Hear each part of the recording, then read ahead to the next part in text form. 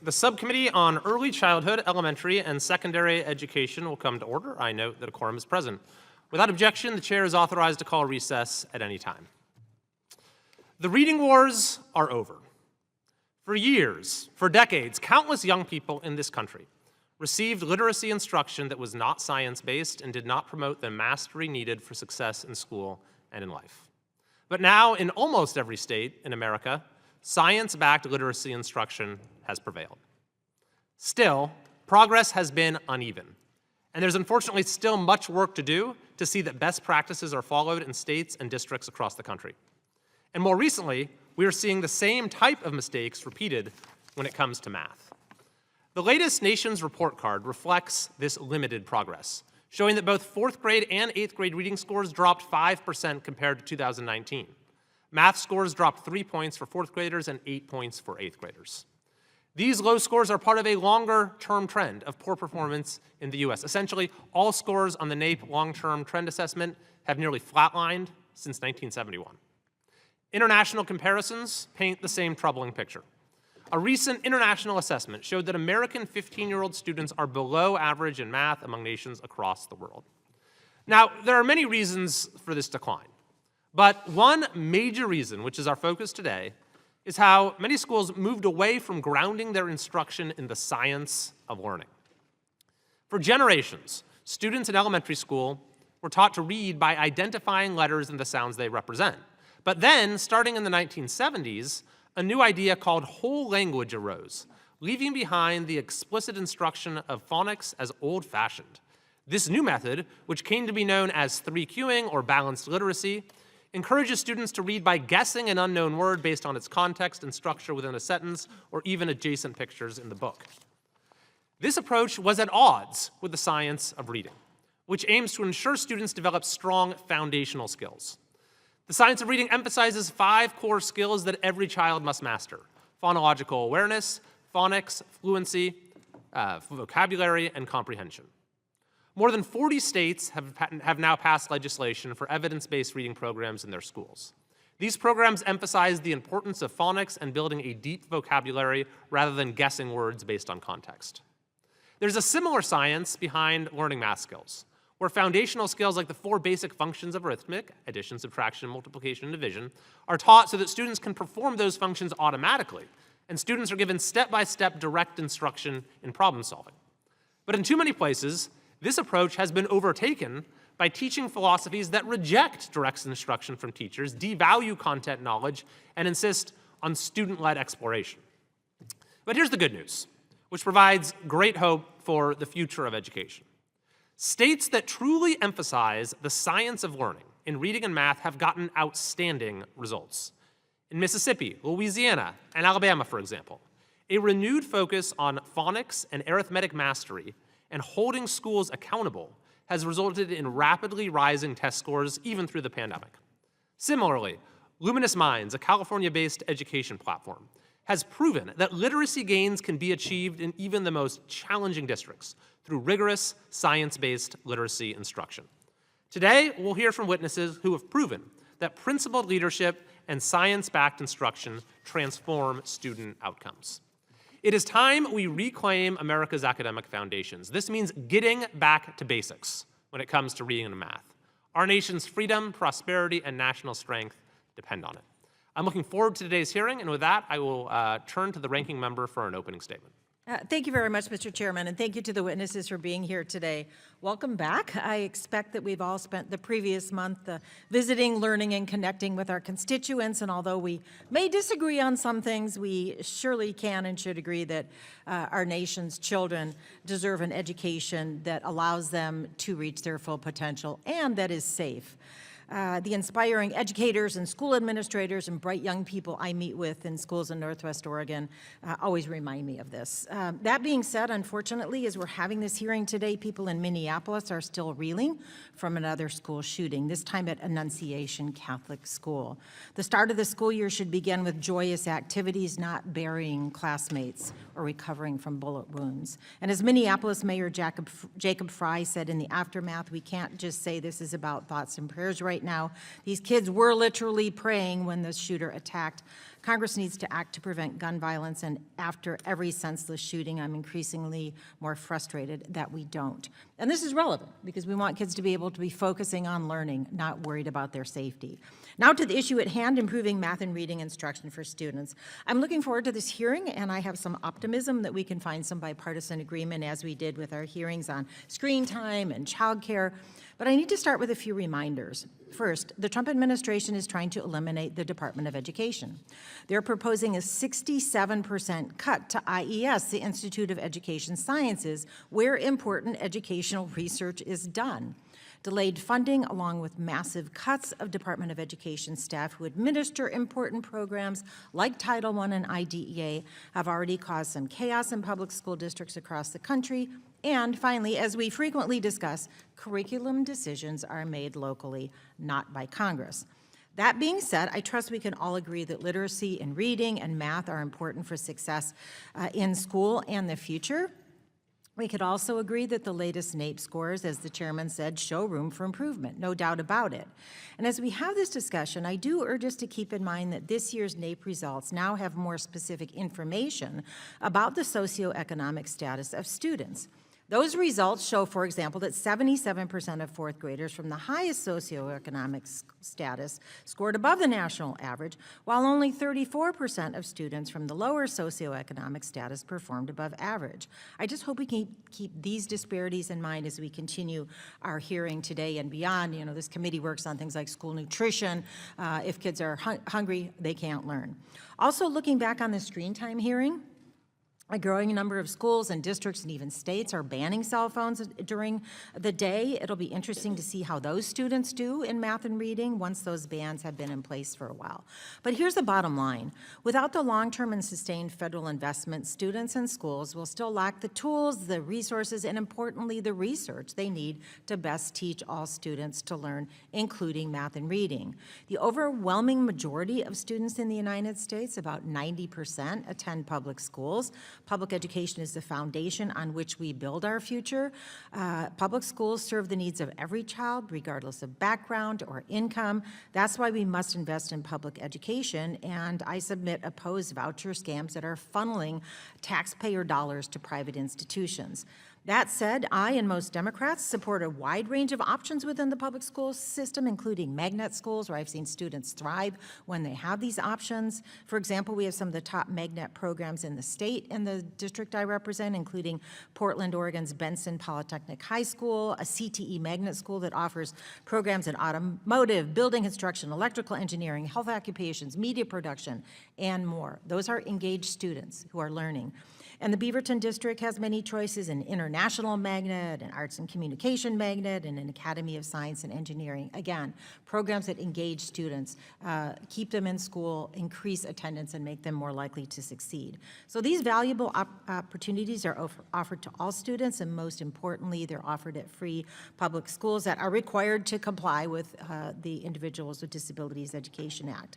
Unfortunately, my colleagues have passed and the president signed into law the Big Ugly Bill, which will create the first nationwide school voucher program, effectively diverting taxpayer funding and resources from public schools that enables donors of school voucher programs to receive a 100% tax credit for contributions, elevating those donations to voucher programs above all other donations, including donations made to food pantries or hospitals or places of worship and every other kind of charity.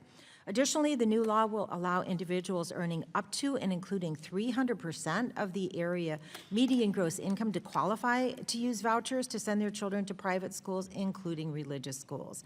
An analysis by the Institute on Taxation and Economic Policy found that this new private school voucher program could cost $56 billion per year, more than all current federal K-12 spending combined.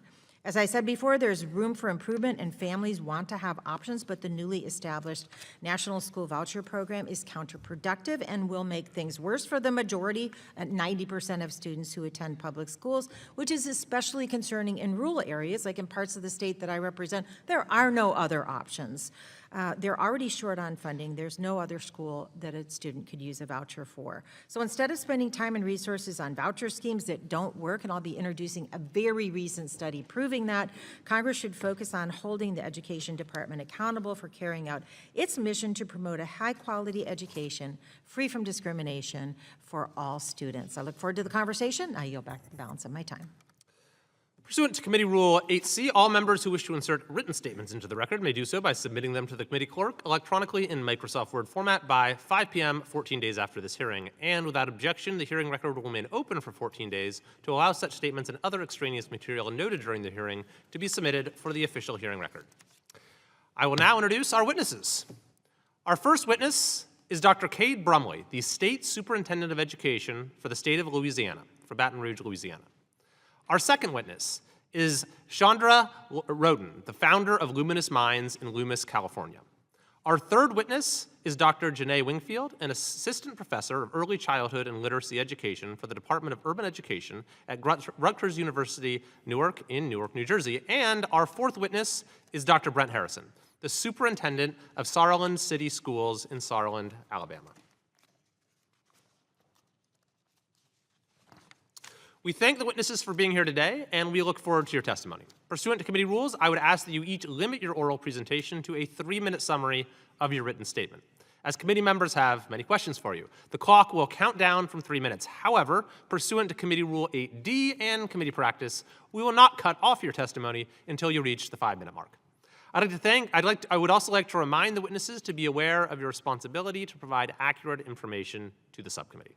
With that, I will first recognize Dr. Brumley for your testimony. Distinguished members of the committee, thank you for having me here with you today. My name is Cade Brumley, and I'm honored to be the State Superintendent of Education in the great state of Louisiana. It remains my honor to be able to share the story of Louisiana's historic progress across our state and across the country, which is a testament to the fine teachers doing work across our state every single day. On 2019's Nation's Report Card, the state of Louisiana ranked 50th in the country, 50th, for 4th grade reading and 4th grade math. Since then, Louisiana has led the entire country on 2 consecutive cycles of NAEP, and now Louisiana's 4th graders rank 16th in the country on literacy. Yes, from 50th to 16th.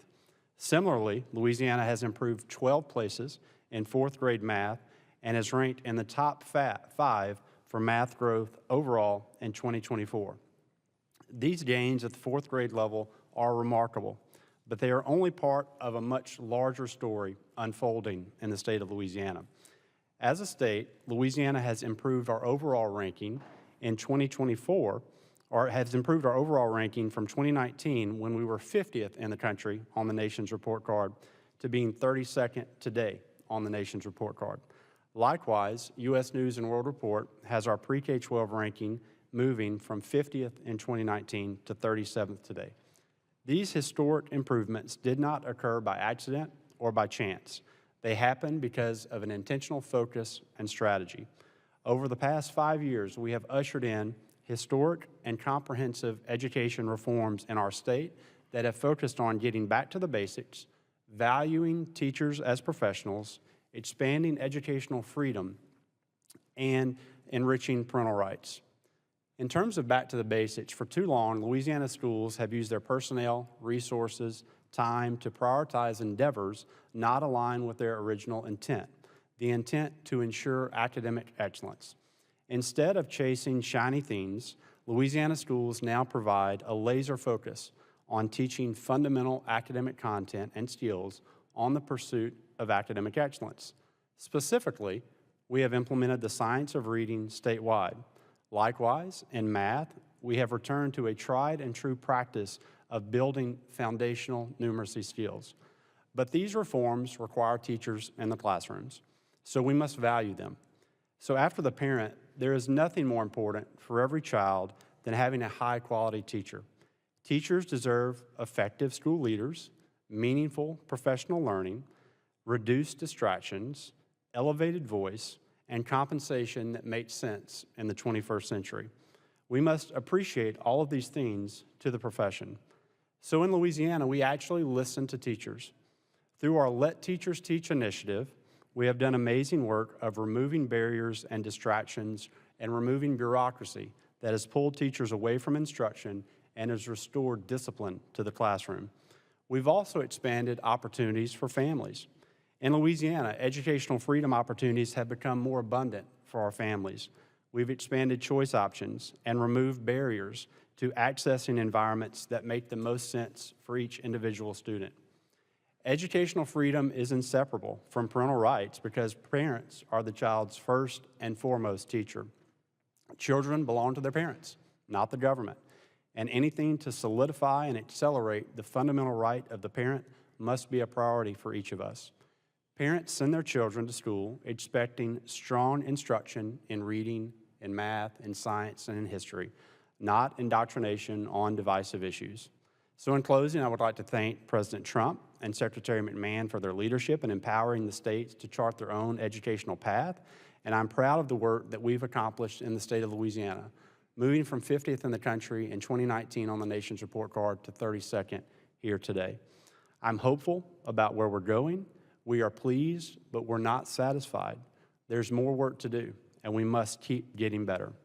I look forward to discussing our progress with each of you, our challenges, and the lessons that we've learned along the way, which may be valuable to others. Thank you again for this opportunity to speak today. Thank you very much. I will next recognize Ms. Roten for your testimony. Good morning, Mr. Chairman, Ranking Member, distinguished members of Congress. I would just like to thank you for the opportunity to be here this morning and speak to you about truly one of the most critical and urgent issues facing our educational system, how we teach young children how to read.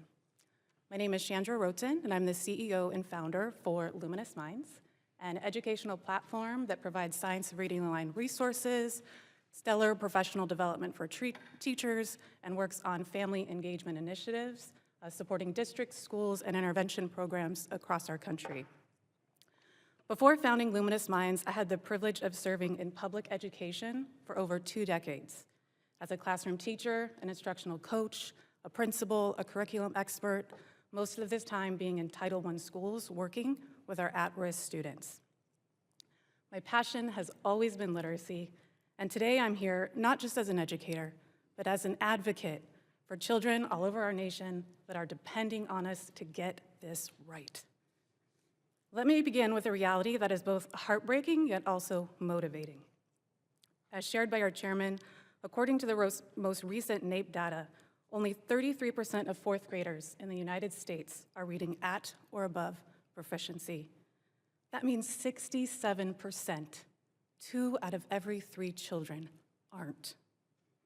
Unfortunately, this is not a new reality. Since 1992, our national reading scores have hovered between 29 and 37%. And despite decades of reform, the needle hasn't moved. In plain terms, more children in this country can't read than can. But here's what's even more troubling. We know what works, and we haven't consistently implemented it. The science of reading is not a trend, and it's not a theory. It's a body of decades-long research from fields like neuroscience, cognitive psychology, linguistics, and it tells us how the brain learns to read and exactly what's required to teach it effectively in our schools. Reading is not a natural process. Unlike speaking, which children acquire effortlessly just through basic exposure and interaction, learning how to read is a very complex cognitive task. It literally requires rewiring of the brain, where we have to connect visual, auditory, and linguistic pathways so that we can make meaning from print.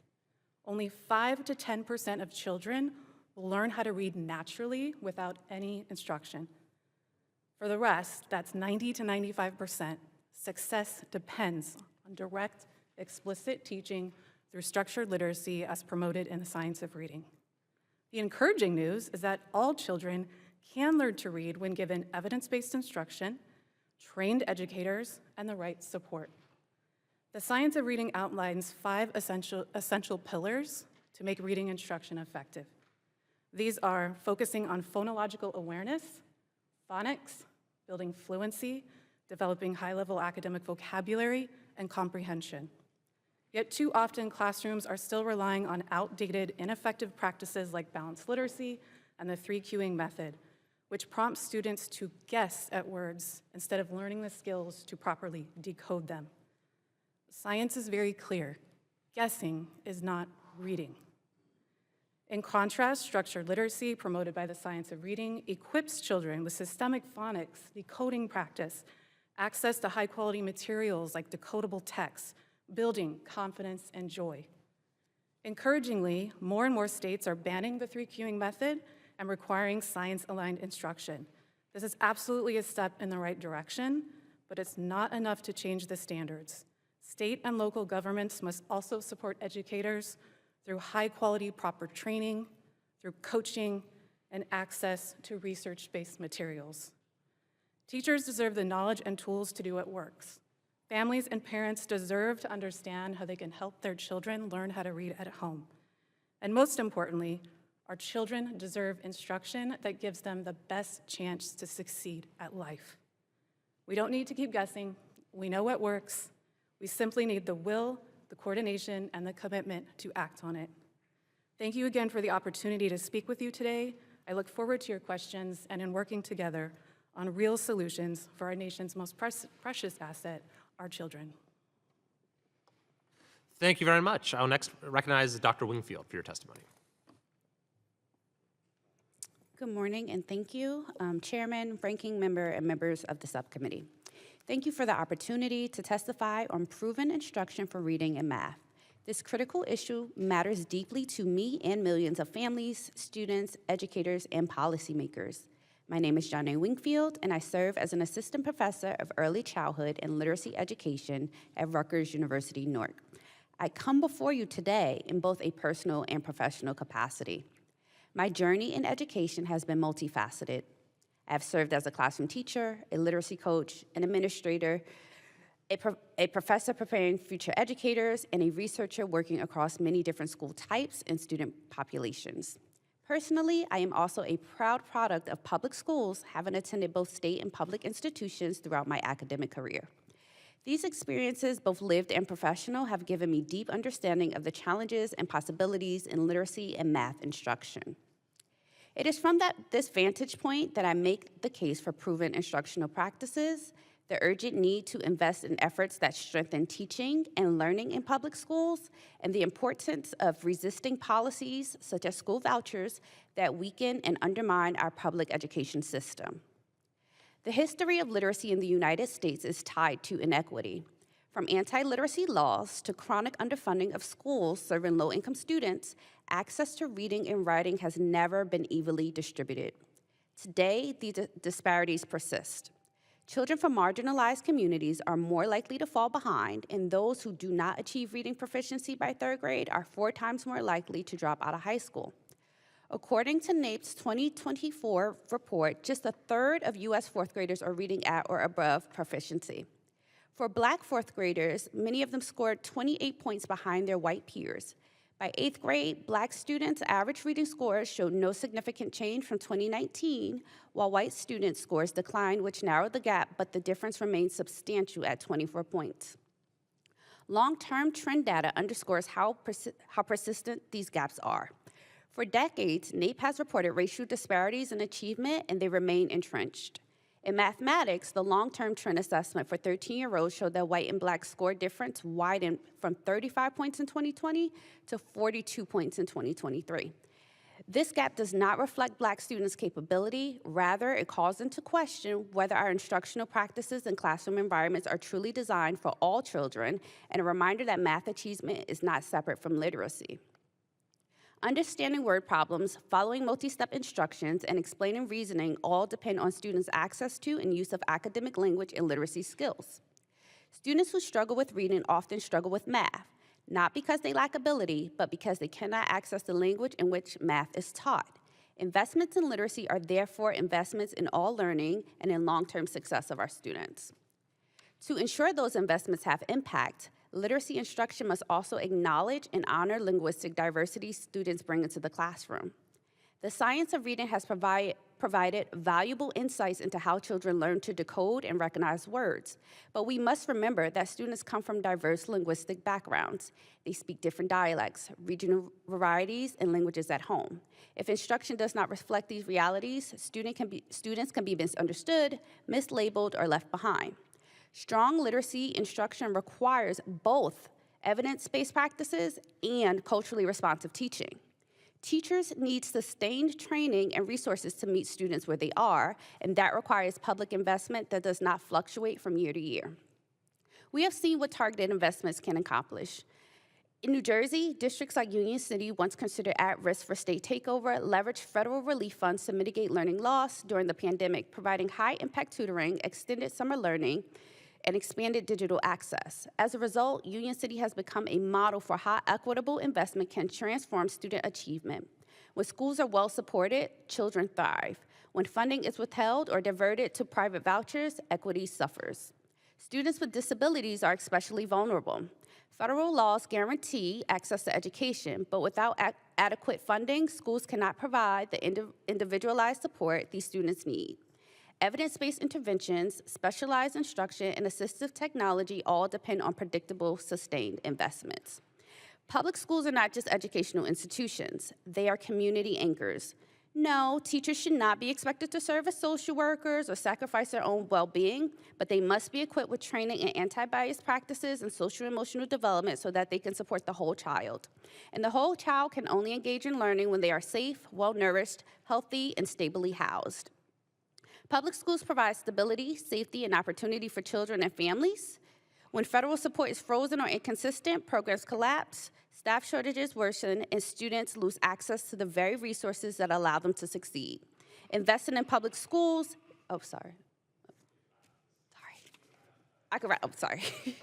Investing in public schools and teacher preparation and literacy research is not optional, it is essential. I'll stop there, sorry. Thank you very much. I'll lastly recognize Dr. Harrison for your testimony. Good morning, and thank you for allowing me to be here today. My name is Brent Harrison, and I'm honored to serve as the superintendent of Saraland City Schools in Saraland, Alabama. Saraland City Schools opened in 2008 with just over 1,500 students. Today, we serve approximately 3,400 students, a 126% increase in enrollment over that time. Our student body is 73% white, 17% African American, and over half qualify for free or reduced lunch. Despite these socioeconomic challenges, Saraland consistently ranks among the highest performing districts in the state of Alabama. On the Alabama Comprehensive Assessment Program, which is our state accountability testing component, our students excel in English language arts, math, and science. Over the past several years, we've remained in the top 10 statewide in all three subjects as far as proficiency. In 2025, we ranked 5th in ELA, 6th in science, and 7th in math. These results are especially meaningful when you consider that our students are being compared to peers in the communities around the state of Alabama with median home prices nearing $1 million and household incomes of $300,000 a year. In Saraland, the median home income price is around $230,000. The average household income is $60,000. We attribute our success to a strong school culture, strategic curriculum choices made by the state of Alabama, and a relentless focus on data. During the COVID-19 pandemic, Saraland was one of the first districts to reopen in August of 2020, and we did not miss a single day of in-person instruction. Our blue-collar community showed up, and our students thrived. In our minds, our return to school and the classrooms led to a minimum learning losses across the board. In literacy, we follow the Alabama Literacy Act, which mandates proficiency on the ACAP reading subtest for 3rd grade promotion. We use Phonics First, an Orton-Gilliam-based program aligned with the science of reading. It supports Tier 1 instruction and provides targeted interventions for struggling students. Last year, only 5 of our 262 3rd graders did not meet proficiency, all of whom had IEPs or individualized education plans and were already receiving support. In math, we emphasize fluency and automaticity through tools like Reflex Math and a spiraling approach that revisits concepts throughout the school year. This builds deep understanding and problem-solving skills for our students for the year to come and years to come throughout their education. Our greatest gains come from how we approach Tier 2 and Tier 3 instruction. Instead of reteaching current material, we use data to identify and close foundational skill gaps. This targeted approach continues until students are ready to succeed in Tier 1 instruction. At Saraland City Schools, we eat, sleep, and breathe data. It drives every decision we make. Combined with our strong curriculum and proven instructional practices, our data-driven culture is what sets us apart. Not for the accolades, but because it's what's best for children. Thank you again for allowing me to share our story. It's an honor to represent a district that proves excellence is possible regardless of zip code. Thank you. Thank you very much. Under Committee Rule 9, we will now question witnesses under the 5-minute rule. And I'll first recognize the chairman of the full committee, the representative from Michigan, Mr. Wahlberg. Thank you, Mr. Chairman, and thanks to the witnesses for being here and demonstrating that education can take place and can take place well at the local and state level with control there. That goes right to the classroom, as was pointed out by Dr. Brumley, the teacher and the parent working together for the student's best interest. Thank you. Dr. Brumley, one of the focuses of the committee this year has been dismantling the Department of Education, and I don't back away from that. $1 trillion spent since 1980, and our test scores going down. Failure taking place until individual attempts like your schools and your districts, your states, deciding this is not acceptable. As I'm sure you would agree, education is fundamentally a state and local issue, and we've seen Democrat administrations use the department to abuse their power and pressure states into adopting woke policies that don't work. As a state leader, how would it make your job easier to have less federal micromanagement? Dr. Brumley? Yes, sir. Thank you for the question. First and foremost, I too support dismantling the U.S. Department of Education. I tend to think that educational decisions are best made by moms and dads working with local teachers and local systems on what makes the most sense for their children and their community. I love those kids. And so, as I've previously shared with the administration, if one believes that education is a states' rights issue, such that I believe, then the administration has to also respect that states may approach education in different ways, from Washington State to Louisiana, from Texas to Vermont. And I think that that's okay and that's good. And so I appreciate President Trump and Secretary McMahon working to dismantle that particular agency. I understand it takes act of Congress, so to speak, to get that done. But anything that they can do to further empower states to remove some of the excessive bureaucracies, some of the unnecessary strings attached to funding, which are taxpayer dollars that come into the states, and to elevate the parent. We appreciate that. We think that's good. And so our agency at the Louisiana Department of Education, we stand ready. We have a governor in the state of Louisiana that's education focused, and Governor Landry. We have a state legislature that is working alongside us. We have a state board of education that's working alongside of us. And so we have a streamlined approach. We think policymakers in the state of Louisiana, along with moms and dads, can make good decisions without bureaucrats in D.C. getting in our way. Thank you. Thank you. Ms. Roten, in your testimony, you mentioned the NAEP scores, which are concerning, to say the least. For me, as I look at Michigan, terrible NAEP scores. Can you talk about the implications of having so many children unable to read and how this impacts their futures as well as their present? Yes, thank you for the question. Literacy it's a gateway skill. As shared in some of the testimony this afternoon, if we can't read, we can't unlock and access learning from all other subjects. If we think about math, we're not able to solve math word problems. If I'm not reading and I don't have reading comprehension and I'm in high school, I can't read a drama script and fully embody and play my role correctly. If I'm a tradesman, I need to be able to read safety codes and warranties and manuals. And so without focusing on primary skills, foundational literacy in the early years, K2, where children need it the most, we're just limiting access to education.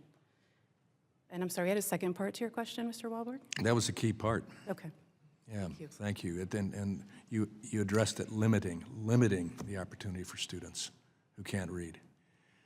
Thank you. Dr. Harrison, Alabama in 2019 passed a law requiring schools to use the science of reading. How important is it to a person like yourself to have the state legislature enact laws that encourage that type of action? For Alabama, for us as a school district in Alabama, it's very important because across the state, we are a very transient district, and meaning we do have a lot of students that do transfer in from around our local surrounding areas. Having a state curriculum, knowing that students within the state of Alabama are all following the science of reading curriculum throughout the state, helps us pinpoint where that student should be coming into us, where we should be able to meet them. And we try to meet every student where they are and help them create and grow and go from there. So it is vital for us to know in our state that we all are on the same page of sheet of music, so to speak, and are all following the science of reading. Again, it is pivotal for us because we know each step, each classroom you go in, you're able to see each teacher following the different steps of science of reading day in and day out from one classroom to the next. Thank you. I yield back. Ranking Member Bonamici, the representative from Oregon, is recognized. Thank you, Mr. Chairman, and thanks to the witnesses. Just a reminder in response to the chairman's question that curriculum decisions are made by state and local governments. They are not made by Congress. But where Congress does make a difference, we heard a lot about the teacher preparation, having educators who are skilled in this literacy issue. That's Title II. Low-income students, the additional resources that help them, that's Title I. That's where the federal dollars come in. It's not in setting curriculum. And, we can all acknowledge, as we have, that the NAEP scores are not where we'd like them to be, especially for the most disadvantaged students. And we might even agree on some of the reasons, COVID, screen time. Where we disagree is on the solutions, and cutting federal funding and research for K-12 education is not the answer. Earlier this year, the Trump administration cut nearly $900 million in educational research, contracts at the Institute of Education Sciences, including contracts for long-term studies that would have produced data on how to best help students learn. So, Dr. Wingfield, a significant part of this canceled research related to students in elementary and secondary schools. So why is IES data important, and what will these cuts mean? Yes, so thank you for that question. I'd like to start by saying that we all reference NAEP scores, which are all funded by the research from IES. IES is a research arm of the Department of Education. So we're all referencing these points, this data that's funded by what we're talking about cutting funds from, but we all use that data to inform our practice. Correct. IES funds practice and policy, and without that in place, we're going to be making uninformed decisions. In addition to that, we also talked about multi-tiered, some of the practices that we talked about, IES also funds that. So these multi-tier practices that have been extremely helpful to moving scores forward in Alabama continuously are funded by IES to continuously improve those practices as well. So it would be harmful not just to those disadvantaged students, but to all students, because we're taking away these data points that we use to inform. And we don't really know what would happen to IES if the Department of Education is abolished. What happens to Title I? What happens to IDEA? What happens to the educational research? And Dr. Wingfield, this year's NAEP scores, as I discussed, have more socioeconomic information than previous years, showing that 77% of wealthier students scored above average, but only 34% of low-income students. What should we learn from that? Yeah, so I think that's an indication of what I talked about earlier. Literacy practices and access to quality education has not always been easily accessible to both students of diverse backgrounds and students of lower socioeconomics. And so what we really need to make a greater investment on is one, cultural practices, and teacher education. Teacher education is largely white women, and our student population is largely students of diverse backgrounds. And so what investment can we make in making sure that we're not just educating our educators on evidence-based practices, but learning how to bridge those connections between home and school? And how important are programs like McKinney-Vento that helps homeless students, or school nutrition programs that make sure that students have full bellies when they're trying to learn? Incredibly, because you can't learn without stable housing or food. And in my final couple minute or so, a few months ago, the Republicans passed this reconciliation, big ugly bill that includes the first nationwide K-12 school voucher program that will divert resources away from public schools that serve more than 90% of students. How will diverting funds away from public schools affect reading and math instruction in the public schools where 90% of students? It'll kill the resources that are in place to help our highest need students. So we're losing programs. It'll affect capacity as well. So losing teachers and staff that will support these programs that help move these students along. Yeah, I just submit in the remaining time that these are not easy issues to deal with, and we have to have a more comprehensive conversation about what these test scores mean. And I think that's one of the purposes of this hearing today. And as I mentioned in the opening statement, there's a lot happening with students with mental health concerns, with gun violence, with ICE raids. There's a lot of on students' minds right now,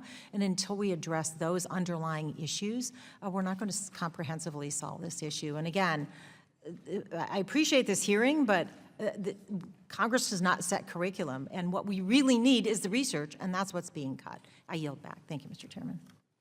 I'll now recognize myself for 5 minutes. Ms. Roden, I found your testimony very compelling when it came to how brain science ought to inform proper literacy instruction. It seems to me the fallacy of some of these discredited approaches like whole language or 3Qism or whatever we want to call it is that it assumes that students can learn literacy or written language sort of in the same way they learn spoken language, kind of by osmosis. But that, as you explained, that's not true because the brain is hardwired to acquire oral language skills and to generalize from limited inputs in a way that is not true when it comes to written language. So could you just tell us a little bit more about the problems with these alternative approaches that have been in vogue for too long? Yes, absolutely. Thank you, Mr. Chairman. As you shared, approaches like balanced literacy and the 3Qing just came out of this incorrect belief that children learn how to read naturally. And if we could just fill our classrooms with books and have a word-rich environment, that children would just pick up reading effortlessly. And we now know and have known since the National Reading Panel published The Science of Literacy in 2000 that this is not accurate, that the brain is not wired to learn how to read, and it has to be explicitly taught in our schools. So the danger of districts and schools that are still utilizing these outdated practices like 3Qing and balanced literacy is that we're promoting guessing. So if I could give you an example in a kindergarten class that is still using balanced literacy might be doing a read aloud, and the sentence is that the baby is, and there's an unfamiliar word.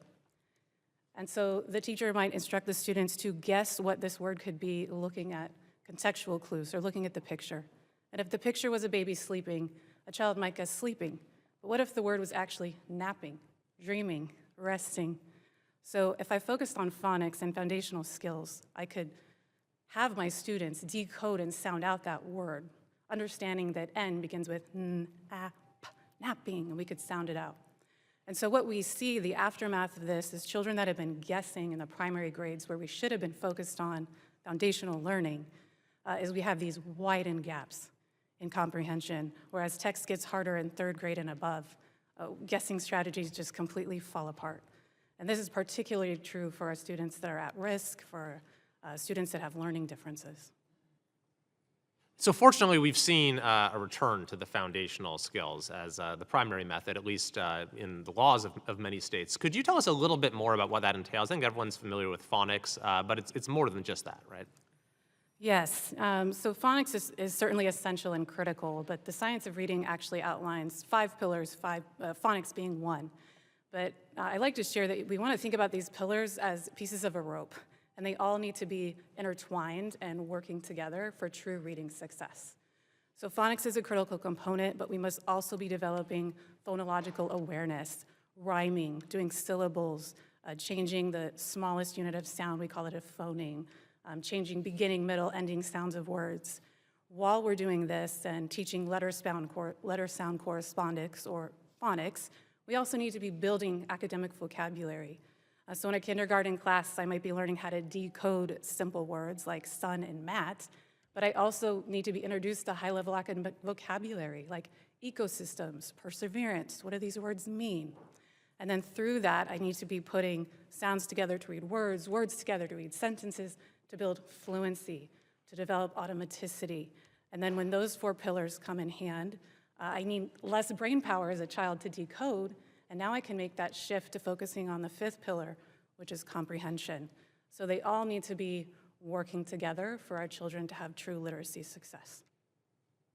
And finally, I know that your organization has been very successful when it comes to teacher training. So could you just expound a little on how critical it is that teachers have the tools for proper literacy instruction? Yeah, absolutely. I think supporting our teachers is so essential. And it's not just giving them a one-stop shop training, it's ongoing and continuous support where teachers are looking at their classroom data and assessments and making those informed decisions. We know that we can't just give teachers great resources. You know, those resources just can sit on a shelf and get dusty. And if we want them to use, especially new resources that they might be unfamiliar with, we have to give them that training and support to go with it. Thank you very much. And as you said in your introduction, we know what works. And so now the task is just to make sure that, that every child in this country has access to the instruction that we know does work. I'll now recognize the representative from Pennsylvania, Ms. Lee. Thank you, Mr. Chairman. It should go without being said that children need to have quality reading and math instruction. We need to invest in these skills. That said, we also can't keep asking schools, educators, children, and families to do more with less. This committee is asking schools to improve math and reading scores while the Department of Education is being dismantled, while schools are dealing with ongoing disruptions from this administration, unexpectedly cutting and freezing funding for educational programs, while teachers face the impossible choice between a profession that they love and earning a dignified wage that would allow them to actually pay back their insurmountable student loan debt. While children have to sit in increasingly hot classrooms with worsening air quality and no HVAC systems, or while parents have to drop their kids off fearing that ice might be there waiting to separate them, or while students and staff have to walk into school every morning wondering if their school will be the next target of a mass shooting. If you want to support children's math and reading, we need to make sure that they have safe, well-resourced learning environments. And yet, just last night, Republican appropriators in the House voted to slash $12 billion from the Department of Education's budget, including cutting about $5 billion from Title I funding, almost a 30% decrease. Title I funds provide instructional support, enrichment activities, math and reading interventions, and so much more to school districts that don't have the luxury of millions of dollars in a property tax-based revenue. Dr. Brumley, we appreciate you being here to share Louisiana's story with NAEP scores and other successes. Are you able to share how much Title 1A funding Louisiana received for fiscal year 24 and 25? Yes, ma'am. So we receive roughly $400 million. And just yes or no, do you think Title I and other federal funding for things like reading specialists, math interventionists contributed to Louisiana's improvement in NAEP scores? I think we've used all of our funding sources very well in a strategy to get better results for kids. Certainly, and those ones specifically, did they contribute? I think we've used all of our sources So yes, really well. given that the administration is proposing a 15% cut to federal education funding, bringing investment levels back to those of 2010, what steps is Louisiana prepared to take to protect students' learning if that funding is reduced, particularly in districts that rely heavily on federal support? Yeah, so we're already engaged in academic return on investment procedures, and we've asked local systems to do the same. We want to make sure that we're focused on initiatives that matter most in that pursuit of academic excellence and teaching kids to read and do math. So does that imply that there might be cuts? You know, we just received this information this morning, so obviously we would work with the administration, we'd work with the secretary to learn more about the impacts of said cuts. Thank you. We know that state budgets are not equipped to make up the educational funding shortfall that this administration is proposing. It's past time to abandon the playbook where the federal government removes the resources children need to succeed and then pushes them or punishes them, for failing systems. Dr. Wingfield, in your testimony, you highlighted that differences in race, income, and geography continue to shape who has access to high-quality instruction and who bears the burden when systems fail. Briefly, why is literacy instruction an equity and a civil rights issue? Having access to strong literacy or being literate within our society allows for economic mobility and stability. Communities that are more literate are more civically engaged, and they also make better choices when it comes to their health and well-being. Thank you. Your testimony also highlights the long history of racialized assumptions about intelligence that I can only assume are implicit in the types of instruction some folks want to reclaim. Given this history, can you explain why inclusive and culturally relevant curriculums are beneficial and why it's important, for example, for Black students to see themselves centered in stories when they learn or when they're learning to read? Absolutely. So we need to create environments that are affirming and safe for students, all students, especially Black students, Latino students, students with disabilities, to feel affirmed and safe within the spaces so that they could take the educational risks that are appropriate for learning in classroom settings. We also need to create environments for those students that don't create erasure. They should be able to see themselves reflected back in that curriculum and through language and just possibilities for themselves outside of the school system. We also have to ensure that the different varieties of culture and language that students aren't coming to school with are being perceived as in a biased way from their school teachers, leading to the way in which they instruct their students. I just want to add one key point. I think it's commendable, the growth that Louisiana has made in their reading scores, but if we were to disaggregate that data and look specifically at Black students, you'll still see an overwhelming gap in the reading proficiency. So we can talk about the science of reading, which is incredibly helpful, and it does truly inform, and data truly informs instruction in classrooms, but we cannot ignore race when we're talking about literacy because not all students are experiencing it or accessing it in the same way. Thank you. I agree, and I appreciate your testimony. Thank you all so much for joining us today, and I yield back. Representative Owens of Utah is recognized. Thank you so much for this. Let's just start off with one fact. Our system has failed our kids for decades. And it's interesting that as we try to get it fixed up, we have people who just don't want to change. So let me just kind of go back to 2017 when 75% of the Black boys in the state of California were found to be illiterate. Here in D.C., zero proficiency in math.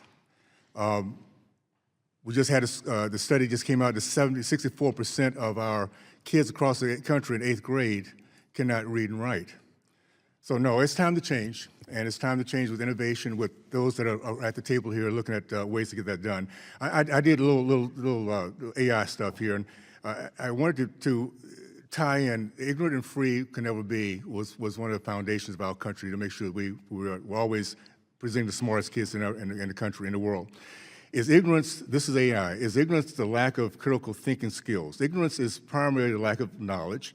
It can be also stem from lack of critical thinking skills, especially when critical thinking processes are inefficient. Is there a link between math and critical thinking? Yes. By the way, we're failing our kids in math. Yes, critical thinking is strongly linked to mathematics, as math inherently requires analytical skills, logical reasoning, and problem solving. Is critical thinking tied into reading? Yes. There's strong established links between reading and critical thinking skills, with reading acting as a powerful tool for developing of abilities by improving comprehension and analysis and evaluation of information. That being said, we need to bring this process back to where we're getting our kids to think again. Dr. Brumley, first of all, good seeing you again. You mentioned in your Let Teachers Teach initiative, you said that teachers deserve efficient, effective school leaders, reduce distractions, and higher compensation. I agree with the compensation, particularly is based on merit. How is your state addressing these issues, and what is the effect on the academic results? So the fact that we have moved from 49th in the country on the nation's report card to 32nd today and number 16 on 4th grade literacy is a testament to the teachers. Roughly 3 or 4 years ago, we had about 2,500 teaching vacancies in our state. Now we've got about 1,000. That has to do with smart policies enacted at the state and locals doing really good work. We've used differentiated compensation to pay teachers more in high-need areas, to pay teachers more for outstanding results with kids learning. We have kicked off our Let Teachers Teach initiative, which removes distractions from the classroom, removes excessive trainings for teachers It removes bureaucracy that is burdening them every single day. And so we believe that there's nothing more important. We fundamentally believe that there's nothing more important than the parent for the child's success. But after that, number one is the teacher. And so if we can make sure that every classroom in the state of Louisiana is equipped with a high-quality teacher, we'll get great results. But unfortunately, teachers are telling kids, don't go in the teaching profession, and that's a shame. And I think that we can correct that, and we are correcting that in the state of Louisiana with our Let Teachers Teach initiative, which is further empowering and elevating that profession. Does this impact black kids and white kids together in terms of the strategies? That there's any difference in how this is being accepted and success of it? So what we see when we look at our NAEP results is that Louisiana is outperforming relative states across the country in those reading and math scores. And 73% of the students in our traditional public schools in the state of Louisiana we consider economically disadvantaged. So when we're talking about growth from 50th in reading in 2019 to 16th today, those are all students. Those are economically disadvantaged students. Those are students with disabilities. Those are black and brown students. And so we're just trying to focus on the merit of this work and really having a laser focus on the pursuit of academic excellence every single day in our classrooms. Okay, Ms. Rotten, I'm impressed with the evidence of the science of reading. What evidence would you give to teachers who want to teach reading effectively but aren't getting much support yet from their school leadership? Thank you for the question. I think the best advice I could give teachers is lean on the evidence. I mean, the teacher is so powerful in his or her own classroom, and there's a lot that we can do, even if an administrator or district hasn't adopted the science of reading, to bring structured literacy into our own practice. Things like just focusing on phonics and letter sounds. And if teachers should feel confident to be advocates, we can't argue the data. And I would encourage teachers to invite principals into their own classroom, observe a science of reading lesson, and just kind of use that as the force to push this forward at their own site. Thank you. Thank you for your innovation. Appreciate that. Are you back? Representative Adams of North Carolina is recognized. Thank you, Mr. Chairman, and thank the witnesses for being here today. Reading and math are the foundations, and they open every other door. If a child can't read by third grade, their chances of graduating on time plummet. If they can't master basic math, their pathway into today's workforce narrows. I know this not just from the research, but from more than 40 years in the classroom. I've seen students thrive when they get the right support early, and I've seen what happens when they don't. The nation's report card shows sharp declines in both reading and math, especially after the pandemic. The students suffering most are the ones who were already struggling: low-income students, English learners, and students with disabilities. And what makes this worse is that we know what works: teacher training, early intervention, high-quality curriculum, and strong public schools. But instead of investing in what works, the Trump administration has cut it away, canceling $600 million in teacher training grants. And their new budget proposes eliminating training altogether. You can't reclaim reading and math while cutting teachers off at the knees. Teachers are not the problem. Teachers are the solution, but they need tools. They need training and the support to do their jobs. Dr. Wingfield, welcome, and thank you for your testimony. I grew up in Newark. I'm very familiar with Rutgers State University. I graduated from high school there at West Side. But first, as a former college professor myself, I know that teachers are the heart of student success, but I also know that they can't do it alone. So can you tell us why teacher training is so integral to helping students learn to read and to do math? And what impact will eliminating federal teacher training funds have on classrooms and students? Absolutely, thank you. The same way learning to read doesn't come by osmosis, neither does learning to teach children how to read. It's a process, it's very structured, Again, I think we all agree that the science of reading is a very valid practice, but it requires that you learn it. Again, talking about language variations, us as the leaders or educators in those spaces also have language variations. And so our goal is to teach young people how to match sounds with letters so that they could potentially decode words on pieces of paper, but we need explicit training to be able to do that. So talking about literacy as a priority and then turning around and cutting the funding that supports it undermines that effort altogether, because teachers need that explicit training in the same ways that students need that explicit instruction in order for it to be successful. Thank you. It's kind of hypocritical too, I think. A bit. But thank you, and let me turn to another point. The administration says that it wants to prioritize evidence-based literacy through discretionary funds. But at the same time, it has a cut or proposed eliminating comprehensive literacy development grants and innovative approaches to literacy, programs that already help students and families every day. So do you have concerns about cutting these existing literacy programs, even as the administration claims to support evidence-based approaches? Absolutely, it's very concerning. Again, we have many vulnerable populations that will continue to suffer and not be able to advance in making progress in their literacy proficiency.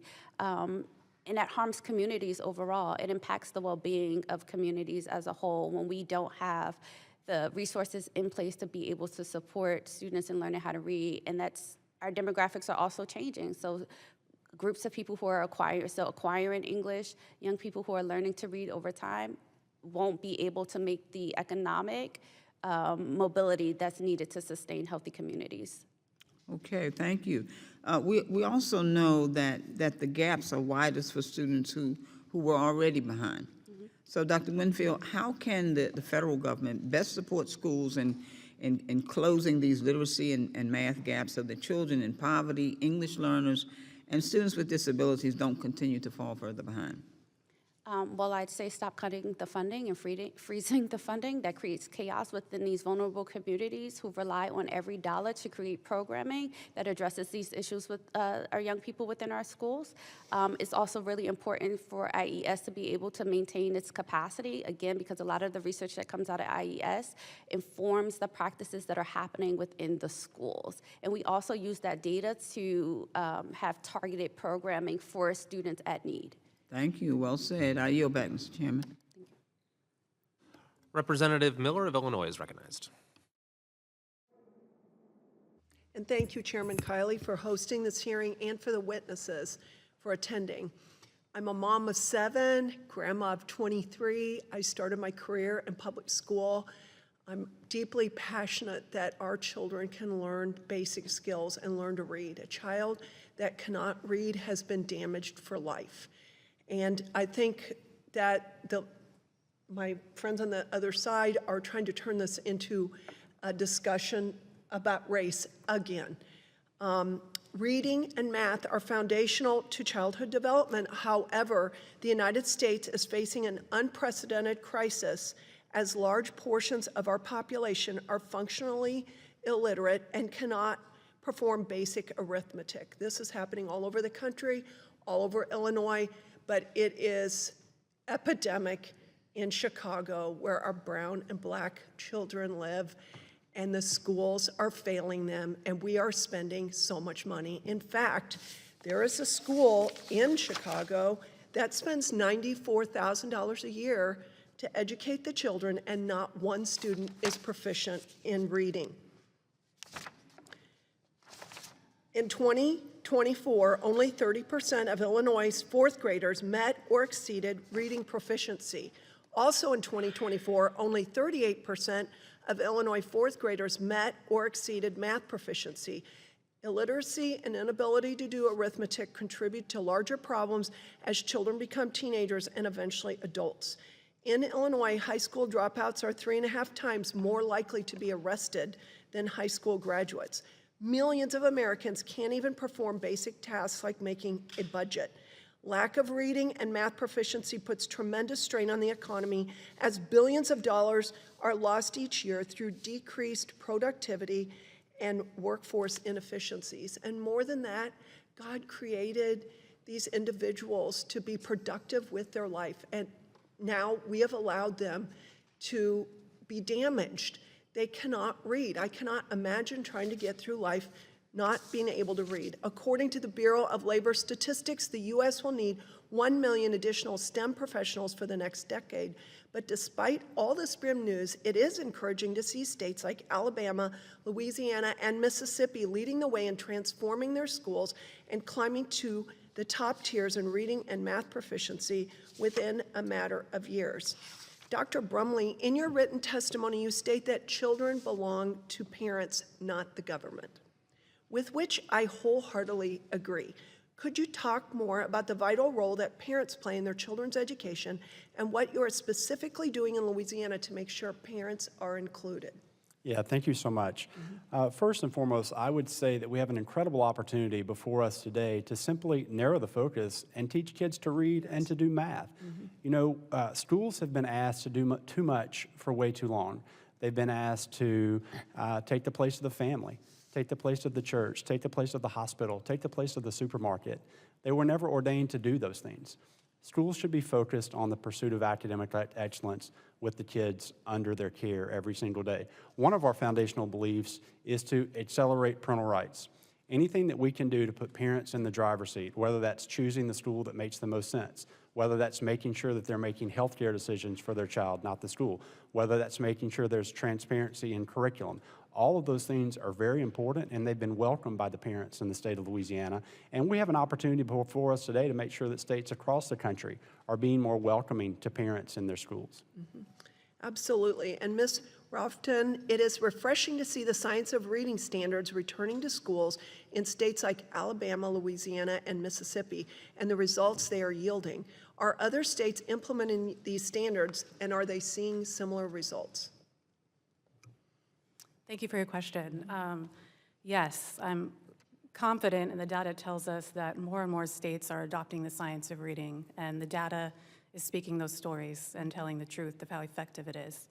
I can speak about my home state, California, where we just recently passed an assembly bill. It had unanimous bipartisan support, and that was all focused on getting mandatory screeners for K-2 so we could assess students and provide early interventions. It was about providing quality professional development to support our teachers and getting evidence-based reading instructional materials in our classrooms. I appreciate y'all's testimonies. I think we've recognized that we have a problem, but you are giving us workable solutions. Thank you so much. Representative Hayes of Connecticut is recognized. Thank you. I first want to start by saying that it is not the focus of Democrats on this committee to dismantle the Department of Education. It's not the role of the federal government to write curriculum or develop instructional materials for the classroom. I don't think anyone would want that. Our role is to support state and local efforts in adopting policies and laws that promote effective literacy practices. Ultimately, states and local school districts are the ones that determine how literacy programs are created and implemented. Not Congress, not this committee, yet we are here. I just want to mention that, Mr. Bromley, you did reference the NAEP data and Louisiana's progress, but I would encourage everyone to disaggregate that data a little more, and you will see that white students are the ones who experience the largest gains, which demonstrates that access to these opportunities still exists. The Elementary and Secondary Education Act requires that states that receive Title I-A funds to teach and assess reading skills, language arts, mathematics, and sciences for specific grade levels. There are also other programs such as Title II Teacher Preparation that provide funding to help improve student academic achievements in reading and writing. This testimony from the witnesses is probably the best case for funding Title I and II programs at the Department of Education. ESSA does not dictate how subject matter should be taught, but I can tell you, as a classroom teacher, I know that direct instruction is effective for foundational skills, but not for developing deeper conceptual knowledge. Long-term and sustained federal investments in our schools, particularly in our teachers, is crucial to addressing the learning gaps in this country. Teacher preparation, licensure standards, professional development, and in-service are all critical to addressing the learning gaps in this country. The actions of this administration do not focus on literacy. The ongoing dismantling of the Department of Education and efforts to defund K-12 education programs will have a negative impact on the ability of schools to teach and teachers and students to learn. For example, the cancellation of $900 million in contracts at the Institution of Education Sciences, including research on literacy and the elimination of ESSA Title II funding for teacher preparation, will actively harm the development and implementation of literacy programs. Ms. Roughton, I'm happy that my Republican colleagues have invited you here because every word of your testimony illuminates the need for early childhood education so that students can learn letter recognition and letter sounds, all of those things that are foundational for when they actually begin kindergarten. So thank you for all of your words today. Ms. Wingford, Dr. Wingford, I'm sorry, my question is to you. Can you speak to some of the best practices that state and local school districts can use to achieve better literacy outcomes and how these evidence-based models are actually working? So I would like to say again, I think that's one point that many of us agree on. We, in fact, agree on the science of reading. We agree that multi-tiered systems of support actually work to support students. We believe that within those tiers, that tier 3, pulling students for greater intervention when they demonstrate that they need more help is always good practice. Using data to inform your practice is always good practice. What we have to be more careful about is looking at that data in a more nuanced way. Not all students are experiencing literacy and education in the same way, and how can we use that data to better support or navigate instruction for those students who are not experiencing it in a way that is allowing them to be successful or proficient. I want to thank you for your testimony today because you have actually drawn into the fact that we rely on these NAEP scores, which are federally funded. We can disaggregate these scores to give us the information that we need to pinpoint where the issues are and actually address them for students. So this is not a one-size-fits-all approach. We agree with that, and local districts should be able to make those informed decisions and precisely hone in on the students who need it most. But that does not happen by defunding the federal agency that actually is there to support districts.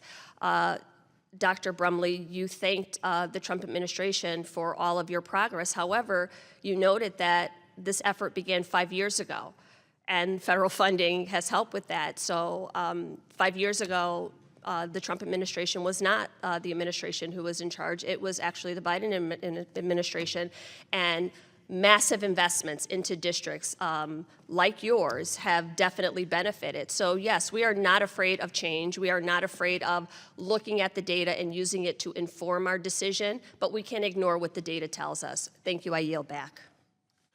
Representative Moylan of Guam is recognized. Chairman Kelly and Ranking Member Bonamici, thank you for hosting today's important hearing on literacy and numeracy. The nation's report card shows a decline in both 4th and 8th grade reading and math scores. There's no reason why in 2025, 2/3 of our children should be failing behind. Perhaps even worse, the long-term trend assessment shows scores have been nearly flat since 1971. The math just doesn't add up, and we need to be innovative in our approach to education and support students, educators, and families to achieve to the highest possible level. Dr. Brumley, since implementing the Let Teachers Teach initiative, what worked best for improving educational outcomes and what could use improvement? Yeah, thank you so much. So first of all, reliance on DC is not going to flip the trajectory for educational outcomes across this country. We need reform within the states. That's what we've done. In terms of literacy, we banned 3Qing. We trained all K-3 teachers across the state on the science of reading. We went into the colleges and worked there. We tutor all of our kids needing support. We give screeners multiple times a year. We do parent notification so then they know the status of their kids' ability to read.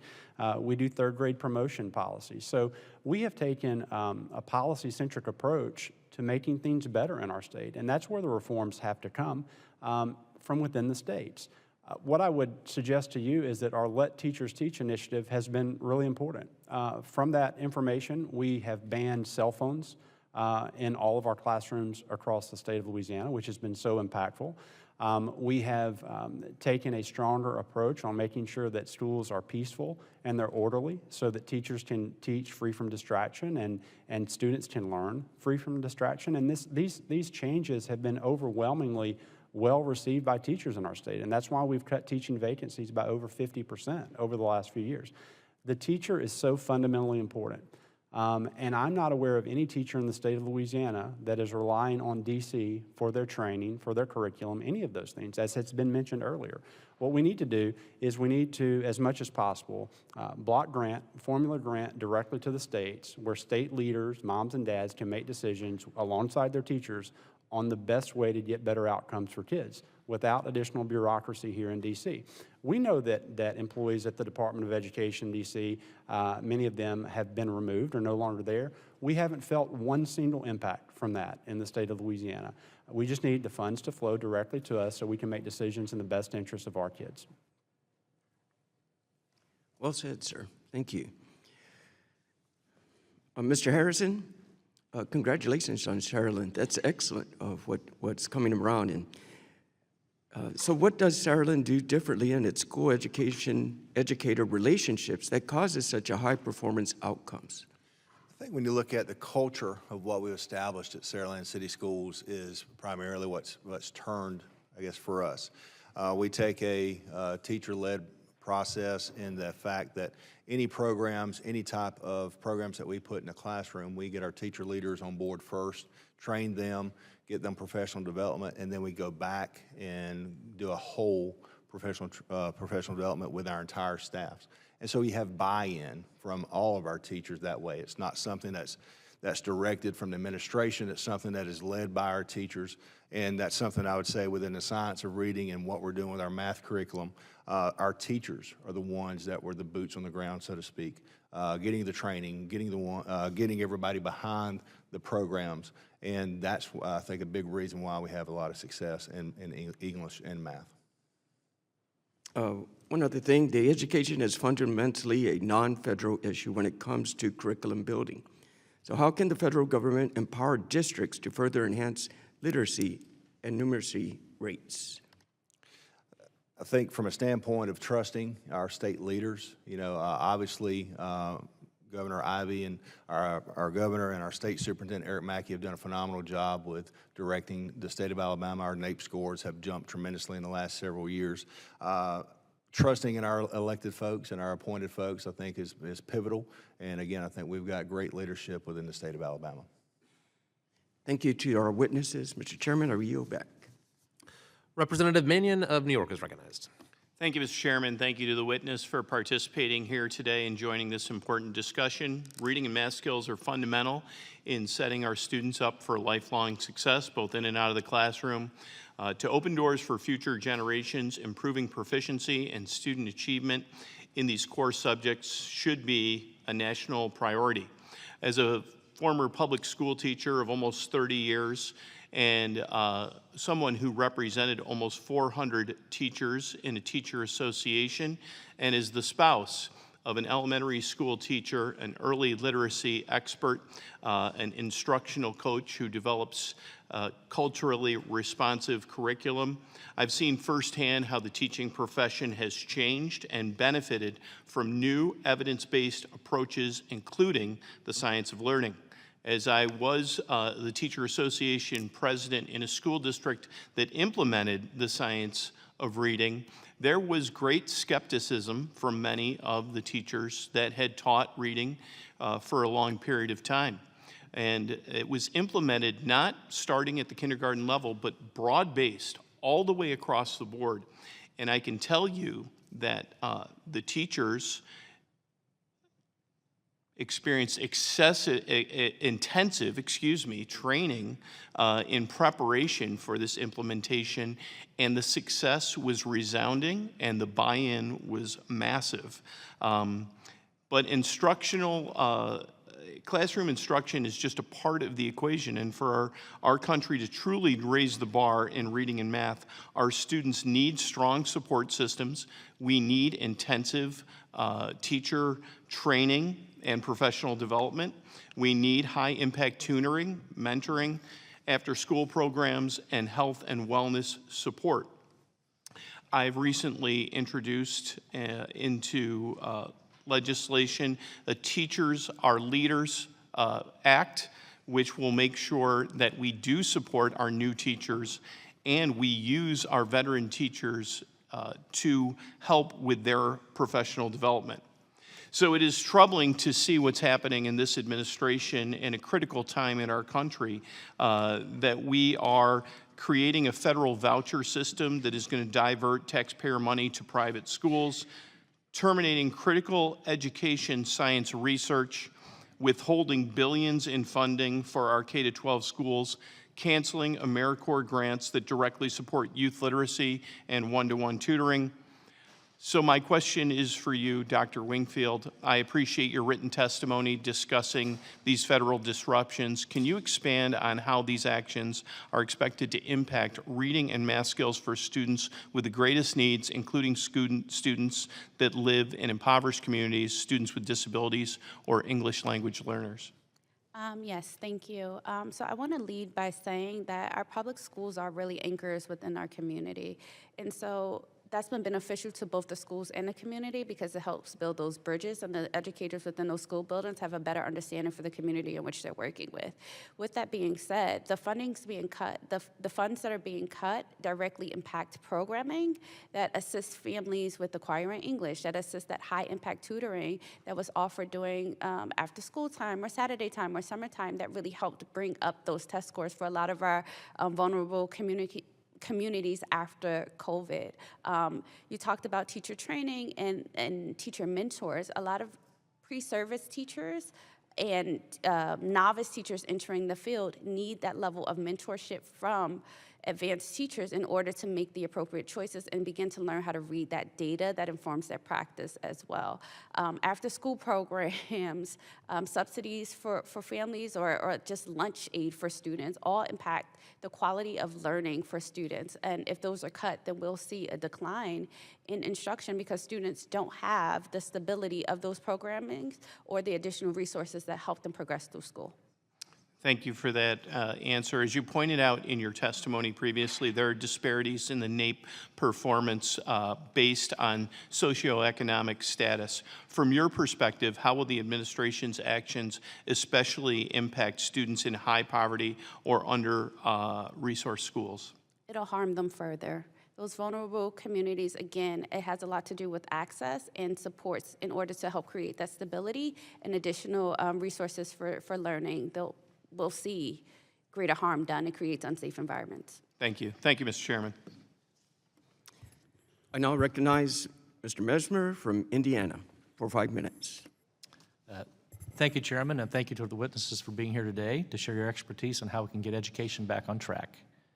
Dr. Harrison, your home school district has seen an astounding comeback in state and national rankings in recent years. How do you use formative and summative assessment data to recognize the improvements in learning metrics and tweak your strategies based on what you see? For us, our formative and summative data is pivotal in how we assess our students. We try to meet every child where they are from an educational standpoint. And so we take that data and literally formulate educational plans for all of our students depending upon where they are with proficiency. And so at our elementary level, our instructional partners and our instructional coaches, as well as our literacy teachers, will pull students when they are deficient in reading and provide Tier 2 and Tier 3 intervention for them on a daily basis. And that also includes math as well once we get data back on their students. And so that is pivotal for us. And we believe in looking at data day in and day out. That's probably the secret to what we do, is looking at our data from our students across the board, starting in kindergarten. We provide them with formative tests to see where they are, and all the way through high school. It's something that we believe in. It's something we have found a lot of success in for us, because it is our roadmap. If we don't know where they are, we can't help them get to where they're going. Excellent, thank you. Ms. Routon, in your testimony, you shared steps that the state and local government must take to increase effectiveness of learning in schools. How can we equip families with the resources they need to supplement their child's learning? Thank you for your question. I could speak for my home state, California, and the work that I do with Luminous Minds, that we focus on family engagement initiatives. And a big part of that is just giving parents knowledge and resources and how they can better work with their children at home. I would like to recognize that the parent is a child's first, best, and most important teacher. And one simple thing that parents can do is just read to their children as much as possible. But there are many districts in California that are partnering with local agencies that are bringing in family literacy nights, parent workshops to teach parents about the science of reading and strategies that they can utilize at home to help develop their child's literacy. Is California one of those states that's transitioned to the science-based reading models? Yes, we're a little late in the game, but we just recently had an assembly bill passed with bipartisan support that's going to require evidence-based reading instructional materials within the classroom. There's a big emphasis on coaches and professional development training for teachers and making sure that we properly assess our students. Thank you. Dr. Brumley, your state has also greatly improved in their educational outcomes in the past couple of years. In your opinion, how does removing federal bureaucracy and sending educational choice back to the states help states like Louisiana in their mission to improve literacy and numeracy? So I'm honored to tell Louisiana's historic education progress. We've been long challenged educationally. I'm thankful to our governor, Governor Landry, our legislature, our state board, and then the educators across the state that are doing amazing work. My conversations with the Trump administration, with Secretary McMahon, have been around increased flexibilities for states to make decisions in the best interest of children within their state. I appreciate education as a states' right issue, and I think that individual states ought to be able to make those decisions. I have not suggested reduced funding. I have not suggested removal of any law, such as IDEA or discrimination laws. We're just saying less bureaucracy, less strings attached, further empowering states to work with teachers and moms and dads, and we can continue to see results improve in the state of Louisiana, and that's what I'm here to ask for today. Okay, thank you. Dr. Brumley, I also appreciate that you have focused so much on getting science reading into classrooms. How do you convince skeptical veteran teachers that the science of reading is rooted in evidence and not just a passing gimmick? Well, The results speak for themselves. For us to go from 50th in the country for fourth grade reading in 2019 to number 16 today, it didn't happen by chance. It happened because a set of policies were put into play, and the teachers across our state and the leaders across our state absorbed it, and they said, we can do this. We want to address this reading crisis together, and that's what we've done. And now we're taking on math. We believe that every kid's a math kid in the state of Louisiana, and we're going to make sure those outcomes for math mirror those for literacy. Okay, thank you. Thank you for your answers, and I yield back the remainder of my time. I now recognize Mr. Harris from North Carolina for 5 minutes. Thank you, Mr. Chairman, and thanks to all of you on the panel for your incredible expertise and testimonies today that have given us some guidance and leadership. I want to just ask a couple of questions, really. Parental engagement is an important factor that I think we've heard discussed here today. And Dr. Brumley, I noticed in your testimony that I enjoyed reading said that parents, and this is a quote, parents send their children to school expecting strong instruction in reading, math, science, and history, not indoctrination in divisive issues. And I think you're spot on. I agree 100%. And across the country, we've seen parents that have become outraged at a lot of places at the ridiculous indoctrination that is happening in many of the schools.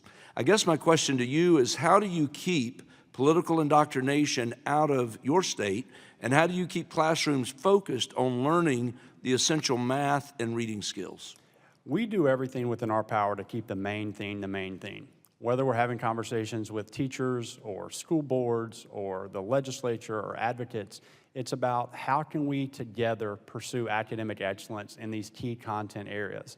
When I talk to moms and dads, they want to make sure when their kid goes to school, they're safe every day, they're taken care of, but they want to make sure they're learning how to read, do math, understand the history of their country and the civics that underpin that. They're not interested in chasing all these extraneous issues. They just want to make sure their kids get a good, high-quality education. The school doesn't have to be fancy. The curriculum doesn't have to be fancy. Parents just want teachers and schools that care for their kids, understand that the kid belongs to the parent, not the school, and they want them taken care of, and they want to make sure they get a high-quality education every day. Fair enough. Well, along those same lines, parents are essential partners in a child's education and can be a great asset to improving their child's literacy and numeracy. What steps has your state taken to empower the parents to help their children improve in reading and math outside of the classroom? Well, one of the things that we've done is we have made sure that parents are well informed of their child's progress. We provide screeners, and those results are shared with parents around reading, around math. We've provided voucher programs for parents so they can provide their kids with private tutors after school and on the weekends.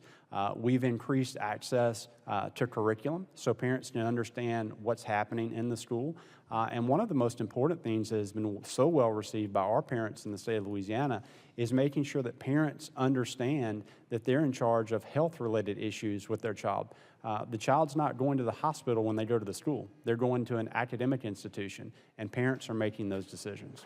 All right, very good. Thank you. Mrs. Roten, let me just talk to you for a moment about the comments that you made, which have been excellent. And my daughter's a first grade teacher, and the science of reading is very important to her. And as well as my wife is an 8th grade American history teacher. So education's a big part in our household. But too often we hear about lowering standards in the name of equity. And I want to ask you, do you agree that raising expectations and pursuing excellence in math and reading is the real path to opportunity for every child, regardless of background? Yes, thank you for your question. I absolutely believe in high expectations for all students. We should be teaching our children using age-appropriate, high-quality resources in the classroom. And in my work in the primary space, that's extremely important. We never want to be dumbing down our instructional practices. We want to maintain the belief that every child can and will succeed and rise to expectations with rigorous curriculum, given the proper instruction in the classroom. Well, as you said in your testimony, and I quote, literacy is the foundation of opportunity, equity, and civic participation, and end quote. And states and teachers, I think, should support learning methods that will push all of our students to do their best, not lowering standards because others can't keep up. So I do appreciate the testimony and all of you again for your time and what you've been willing to share today. And with that, Mr. Chairman, I yield back. The representative of the ranking member of the full committee, Representative Scott of Virginia, is recognized. Thank you, Mr. Chairman. I want to thank the witnesses for being with us today. And notice we have a state superintendent and a local superintendent, and ask them that the Every Student Succeeds Act requires an identification of achievement gaps and a plan to eliminate those achievement gaps. Can you say what's going on in Louisiana and Saraland to comply with those requirements? Thank you for the question. We're most interested in every student in our state getting an outstanding education. I think number one, it comes with making sure that every student has access to a high-quality teacher. So many of our initiatives around cutting vacancies have been really impactful. Next, making sure that local systems are delivering on high-quality instructional materials for students is really important. The other piece, I think, or two pieces that I think work hand in hand. One is school and system-level accountability, making sure that systems and schools are doing the job that they're tasked to do and providing the public with an honest look at school quality. I think that's important. And then finally, another piece that matters a lot is tutoring.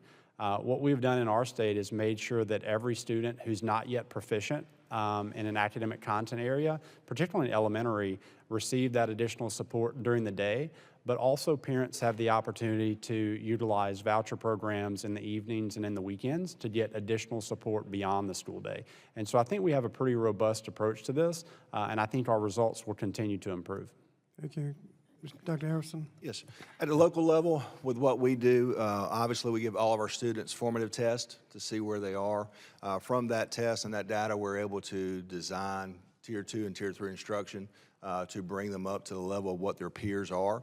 And from that point, we coordinate with our teachers to ensure that they're receiving the scaffolds that they need so they're not getting left behind with Tier 1 instruction. So it is a very coordinated effort with our teachers at all of our schools.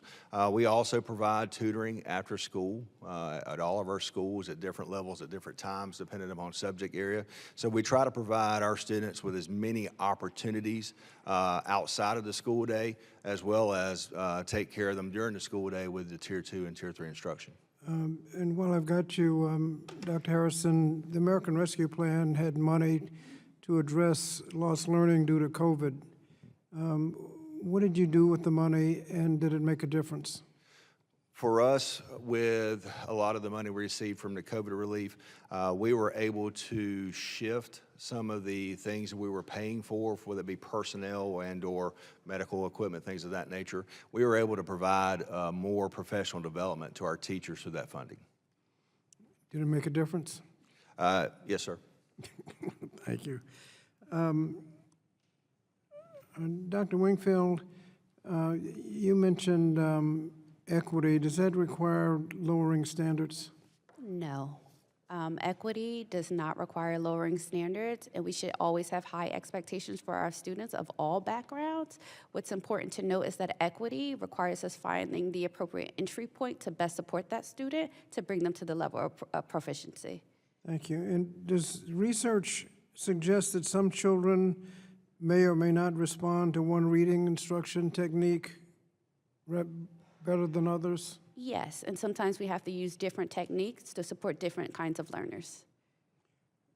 And Ms. Rowden, did you find the same thing, same kind of research, that some students respond to different techniques and strategies for teaching? Yeah, I mean, definitely every child learns in unique and different ways, but when we're talking about literacy, the science of reading was very clear that this was the most successful practice for all children. That was our children that were at risk, that was our children with learning differences and special needs. It was the same story for our proficient or advanced children. Thank you. And Dr. Wingfield, can you talk about the importance of disaggregated data to properly understand what's actually happening? Absolutely. So I think throughout this entire testimony, we talked a lot about growth in school districts, but when you look at the data, you'll see that gaps between white students and black students are large.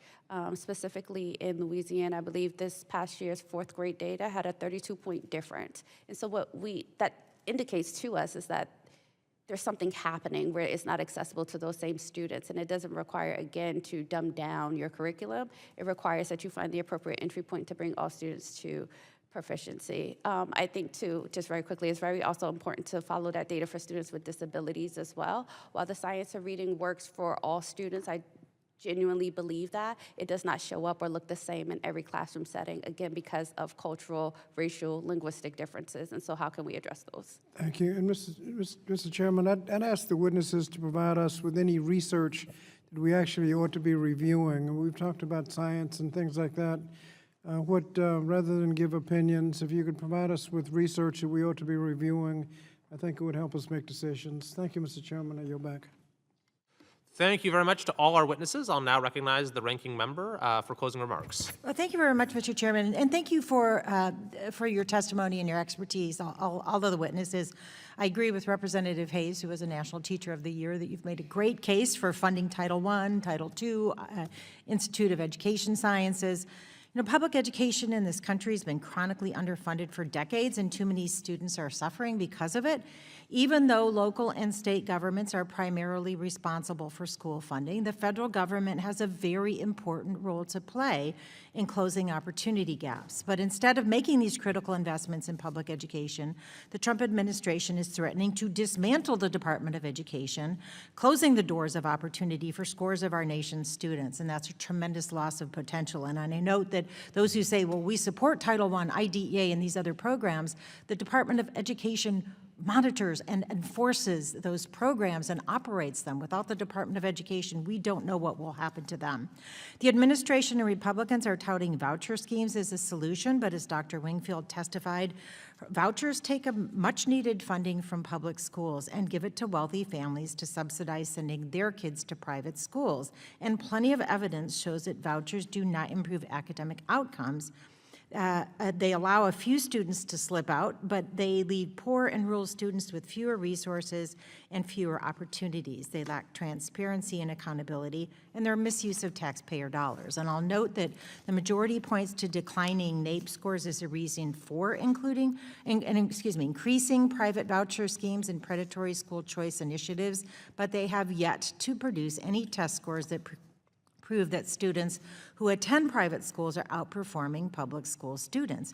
In fact, in Louisiana, voucher students at private schools are performing worse on state tests than their peers in public schools. That's according to the Times-Picayune and the New Orleans Advocate.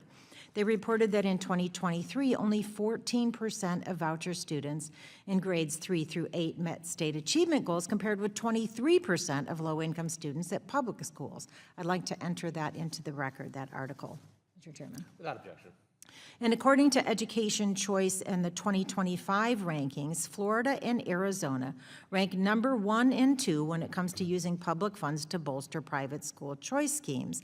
But this approach has consequences. The NAEP scores revealed that both Florida and Arizona fell below the national average in 8th grade math and reading. Additionally, I'd also like to enter into the record a report released yesterday by the Education Policy Analysis Archives at Arizona State University that comprehensively reviewed state voucher laws since 1869. And that report concluded comprehensively that school vouchers have failed students, families, and our nation, draining public school funding and exacerbating inequities without improving our nation's education system. And I'd also like to introduce that into the record. Without objection. Thank you. And Dr. Bromley claimed that your state was not affected by cuts to federal funding. A recent article in KPEL Lafayette News revealed that a superintendent was discussing the challenges of the federal funding freeze and said it really caught them off guard. And I'd like to introduce that into the record as well.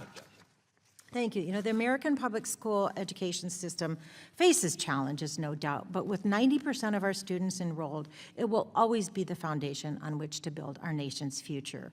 We need these long-term investments and the research to get students on track to success, but also ready for the future. We look at the proliferation, for example, of artificial intelligence in schools and the workforce. That means we need to instill creative, critical thinking. As Representative Burgess mentioned, it's important to educate critical thinkers.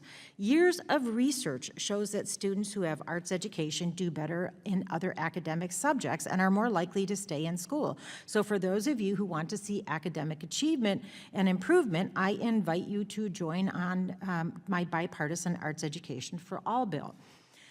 And when we think about NAEP scores, those are test scores. Keep in mind there is a mental health crisis in our nation's schools.